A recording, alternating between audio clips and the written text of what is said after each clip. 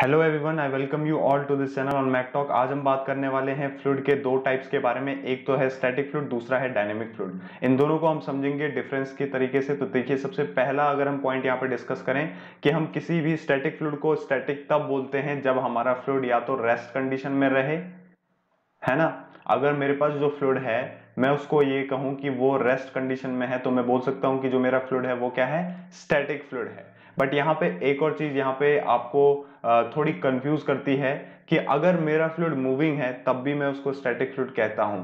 किस कंडीशन में कहता हूं? तब कहता हूं जब मेरे पास उसके जो भी पार्टिकल हैं, जो भी मेरे पास फ्लूइड है, अगर वो मूव कर रहा है तो भी मैं उसको स्टैटिक फ्लूइड कह रहा हूं। कब? जब मेरे पास उसमें जो भी पार्टिकल प्रेजेंट हैं वो एक दूसरे के रिलेटिव मूव नहीं कर रहे हैं। जैसे ये कोई ए पार्टिकल है और ये कोई दूसरा बी पार्टिकल है, इसी तरीके से कोई ए मॉलिक्यूल है और कोई बी मॉलिक्यूल है। अगर ये एक दूसरे के रिलेटिव मूव नहीं कर रहे हैं, एक दूसरे के रिस्पेक्ट में मोशन नहीं कर रहे हैं और सेम डिस्टेंस को मेंटेन कर रहे हैं पूरे मोशन के दौरान सेम डिस्टेंस को मेंटेन कर रहे हैं, तो इसी फ्लूइड को हम क्या बोलेंगे, स्टैटिक फ्लूइड बोलेंगे। फॉर एग्जांपल, अगर मेरे पास यहाँ पे कोई फ्लूइड एलिमेंट है या फिर मैं पानी फेंकता हूं नीचे की तरफ और वो ग्रेविटी से नीचे की ओर गिर रहा है, तो उसमें से मैंने एक एलिमेंट पकड़ा और उसमें मैंने देखा कि वहां पे कोई फ्रिक्शन काम नहीं कर रहा, तो उसके कारण ऐसा भी नहीं हो रहा है कि एक लेयर दूसरे लेयर के रिलेटिव अलग तरीके से मूव करे या अलग वेलोसिटी से चले, ऐसा नहीं हो रहा है। तो इससे हमें एक और चीज यहाँ पे दिखी कि जो हमारे मॉलिक्यूल हैं वो भी क्या हो रहे होंगे, इसका मतलब एक दूसरे के साथ सेम वेलोसिटी से चल रहे होंगे। साथ साथ ये भी कह सकते हैं आप कि जैसे पहले कंडीशन में थे वैसे ही बाद में भी रहे। तो इससे ये पता चल रहा है कि रिलेटिव मोशन नहीं हो रहा है, ना ही मॉलिक्यूल्स के बीच में, ना ही लेयर के बीच में। तो हम ये बोल सकते हैं कि ये एक तरीके का एग्जाम्पल हो सकता है स्टैटिक फ्लूइड का, जो कि मूव कर रहा है। ठीक है, तो आप इसको ये भी बोल सकते हैं कि ये क्या है, मूविंग स्टैटिक फ्लूइड है। अब अगर बात करें डायनेमिक फ्लूइड की, तो डायनेमिक फ्लूइड क्या होगा, जो मूव कर रहा होगा, ऑब्वियसली जो मूव कर रहा होगा। बट क्या वो स्टैटिक फ्लूइड की तरह होगा? नहीं। इसमें क्या होगा, जो हमारी लेयर होंगी वो एक दूसरे के रिलेटिव मूव कर रही होगी। अगर ये पहली लेयर है, ये दूसरी है, ये तीसरी है, तो सभी डिफरेंट डिफरेंट वेलोसिटी से मूव कर रही होंगी। मान लिया अगर ये वेलोसिटी v1 है, ये v2 है, ये v3 है, इसी तरीके से वेलोसिटी आपकी बढ़ रही है। ठीक है, तो v6 is greater than v5 and v5 is greater than v4 and so on. और सबसे कम जो वेलोसिटी है वो v1 है। क्यों है? क्योंकि यहाँ पे जो अडेशन फोर्स लग रहा है, जिसके ऊपर भी आपका फ्लूइड चल रहा है, उसके कांटेक्ट में जो लेयर आ रही है उसकी वेलोसिटी सबसे कम है। ठीक है, और वही आपकी जो लेयर है वो दूसरी लेयर, बाकी लेयर को भी धीरे धीरे रोक रही है। ये लेयर, पहली लेयर दूसरी लेयर को रोक रही है, दूसरी तीसरी को, और सिमिलरली धीरे धीरे इसका इफेक्ट कम होता है और जो हमारी लास्ट लेयर है वो सबसे हाई वेलोसिटी से चल रही है। ऐसा आपका डायनेमिक फ्लूइड में होता है। तो इसमें हमने क्या देखा, इसमें हमने ये देखा कि जो हमारी डिफरेंट डिफरेंट लेयर हैं वो डिफरेंट डिफरेंट वेलोसिटी से चल रही है। इसका मतलब जो मेरा ए पार्टिकल है वो बी पार्टिकल से सेम डिस्टेंस मेंटेन नहीं कर रहा है थ्रू आउट द मोशन। दूसरी बात, या फिर आप ये भी कह सकते हैं कि जो एक लेयर है वो दूसरे लेयर के रिलेटिव सेम मोशन नहीं कर रही है, मतलब कि डिफरेंट डिफरेंट वेलोसिटी से चल रही है। और अगर पहले ए बी डिस्टेंस ऐसा था तो बाद में वो डिस्टेंस कुछ और बढ़ जा रहा है, या फिर आप कहें वो दूर हो जा रहे हैं एक दूसरे से। यहाँ आप देख सकते हैं हमारे पास दूसरा पॉइंट, हम इसी में ही उसी पॉइंट को डिस्कस करें तो यहाँ पे सेम वेलोसिटी है और यहाँ पे जो हमारा एलिमेंट है या फिर जो कहें हमारे पास फ्लूइड है उसमें डिफरेंट डिफरेंट वेलोसिटी आपको देखने को मिल रही है। ठीक है, v2 is greater than v1। तो यहां से एक चीज हमें साफ पता चलती है कि अगर मैं यहाँ पे देखूं तो मेरे यहाँ पे कोई भी फोर्स अप्लाई नहीं हो रहा है। जैसे कि मैंने एग्जांपल डिस्कस करा था कि अगर मेरे पास कोई फ्लूइड है जिसको मैं नीचे की ओर फेंक रहा हूं, उस पर कोई भी शेयर फोर्स नहीं लग रहा। ठीक है, शेयर फोर्स कब नहीं लगेगा, जब मैंने उसको फ्रीली फेंका।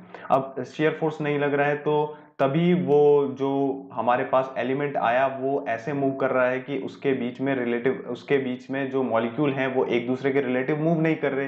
तो अगर एक दूसरे के रिस्पेक्ट में मॉलिक्यूल मूव नहीं कर रहे हैं, इसका मतलब हमने कोई भी शेयर फोर्स नहीं लगाया। तो स्टैटिक फ्लूइड में हमेशा याद रखना कि जो हमारा शेयर फोर्स होता है वो हम कभी भी अप्लाई नहीं करते हैं। ठीक है ना, वो क्या होता है, जीरो होता है, एग्जिस्ट नहीं करता। ठीक है, तो इससे ये भी पता चलता है कि अगर कोई शेयर फोर्स हम नहीं लगा रहे होते तो इसका मतलब शेयर फोर्स ये एक्ट नहीं कर रहा है, तो इसका मतलब शेयर फोर्स के अगेंस्ट जो रेजिस्टेंस होगा वो भी नहीं होता। तो शेयर फोर्स के अगेंस्ट इसमें जो रेजिस्टेंस है, रेजिस्टेंस अगेंस्ट शेयर फोर्स वो क्या होता है, एग्जिस्ट नहीं करता है। Resistance against shear force is zero, shear force बोल सकते हैं इज जीरो।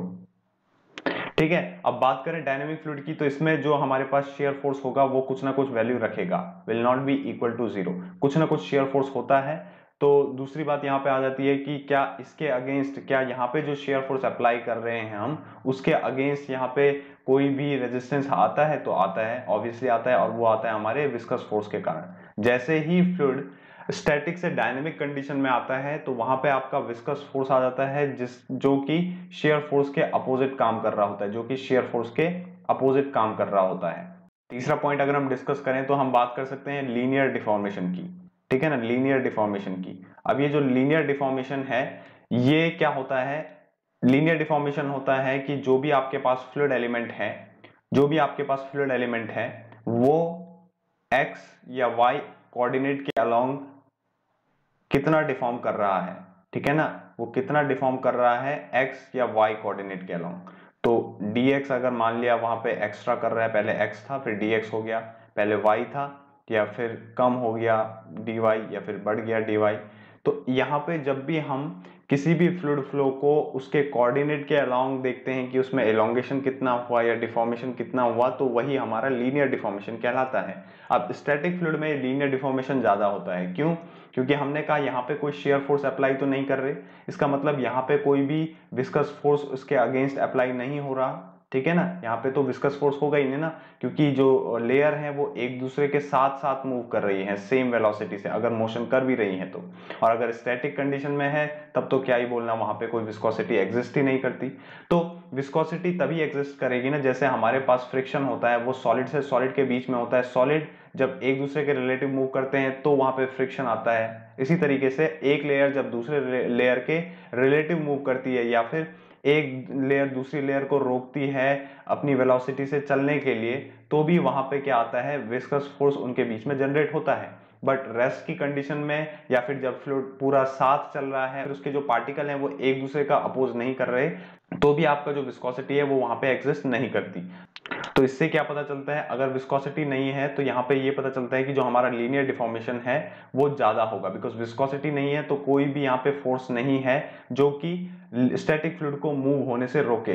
तो यहाँ पे क्या होगा, अगर स्टैटिक फ्लूइड मूविंग कंडीशन में है, रेस्ट वाली की बात नहीं कर रहे, मूविंग कंडीशन में है, जिसकी लेयर सभी सेम वेलोसिटी से चल रही है क्योंकि सभी एक साथ चल रही है, तो वहां पे कोई भी विस्कस फोर्स नहीं है, जिसके कारण कोई भी रेजिस्टेंस क्रिएट नहीं हो रहा है मोशन के अगेंस्ट। इसीलिए हम बोल सकते हैं यहाँ पे लीनियर डिफॉर्मेशन क्या होता है, लार्ज होता है। और इसी के अपोजिट डायनेमिक फ्लूइड में जो लीनियर डिफॉर्मेशन है वो स्मॉल होगा। क्यों होगा? क्योंकि यहाँ पे विस्कस फोर्स है। विस्कस फोर्स क्यों हुआ? क्योंकि आपका जो फ्लूइड है वो मोशन में है, और मोशन में है, और या फिर आप कहें कि उस पर शेयर फोर्स अप्लाई हो रहा है। और डायनेमिक कंडीशन में जब शेयर फोर्स अप्लाई होता है तो आपका धीरे धीरे क्या होती है, आपकी जो लेयर है उसकी वेलोसिटी जो है वो डिक्रीज होती है, बिकॉज वहां पे विस्कस फोर्स लग रहा होता है इस शेयर फोर्स के अपोजिट, इस शेयर फोर्स के अपोजिट।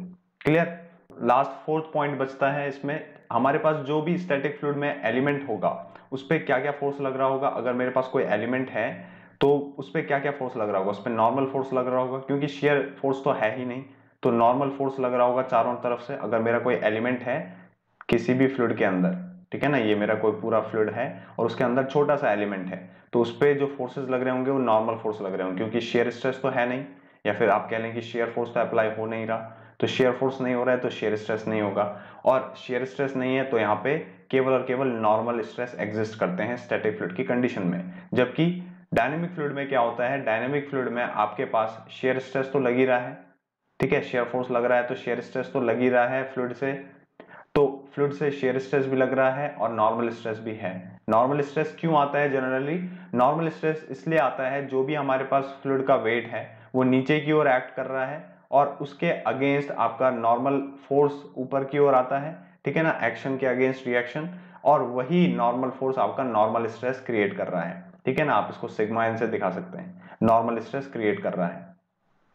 सिमिलरली हमने यहाँ पे कहा कि यहाँ पे नॉर्मल स्ट्रेस भी लगेगा और साथ ही साथ शेयर स्ट्रेस भी लगेगा। आइए इसको समराइज करें। तो हमने कहा कि स्टैटिक फ्लूइड वो होता है जिसमें कोई भी रेजिस्टेंस क्रिएट नहीं होता शेयर फोर्स के लिए। अगर इसमें देखें तो हमारे पास यहाँ पे कोई शेयर फोर्स अप्लाई होता ही नहीं स्टैटिक फ्लूइड में, और अगर होता भी है तो वहां पे रेजिस्टेंस क्रिएट नहीं होता, वो सीधे इमीडिएटली फ्लो कर जाता है और फ्लो कर जाता है।